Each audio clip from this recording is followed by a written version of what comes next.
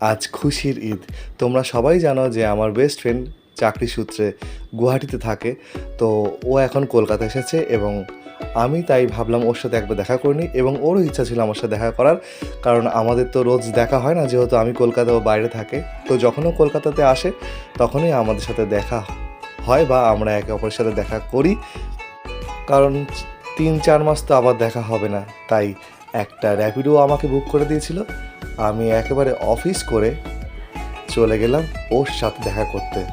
আর যেতে যেতে তো আমি ভেবেছিলাম রাস্তাঘাট হয়তো আজকে সুনসান ফাঁকা থাকবে, কিন্তু না, যেহেতু ঈদ সবাই বেরিয়ে পড়েছে একেবারে ছুটিটাকে উপভোগ করবার জন্য।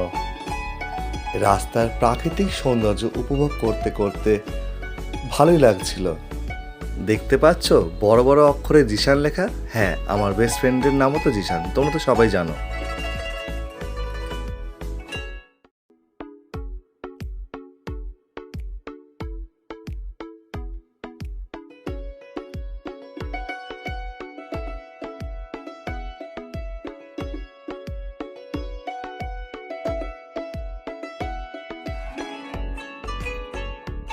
পৌঁছে গেলাম ওর অ্যাপার্টমেন্টে।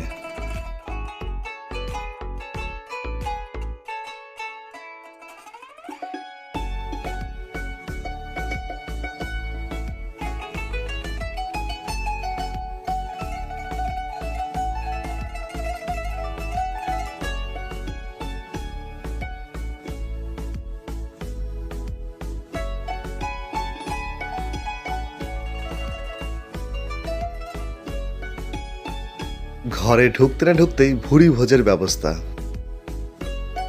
দেখো কাণ্ড, এত দিন পর দেখা হচ্ছে, ভাবলাম একটু চুটিয়ে গল্প করব, আড্ডা মারবো, ঘোরাঘুরি করব।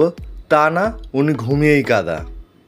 না না, ও ঘুমায়নি, ও একটু চোখ বন্ধ করেছিল। তারপরে আমার ভিডিও করা দেখে সঙ্গে সঙ্গে উঠে গিয়েছিল এবং আমাকে নিয়ে ওদের বাড়ির ভেতরে, মানে কমপ্লেক্সের ভেতরে যে গার্ডেন আছে সেই গার্ডেনে ঘুরতে নিয়ে গিয়েছিল।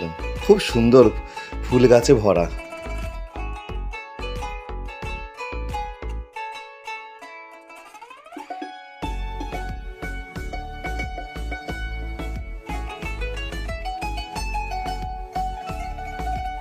বাবা, কত খাবার, কোনটা ফেলে কোনটা খাবো। বিরিয়ানি কার না খেতে ভালো লাগে বলো তো। আসি বন্ধু, ভালো থাকিস, আবার খুব তাড়াতাড়ি দেখা হবে।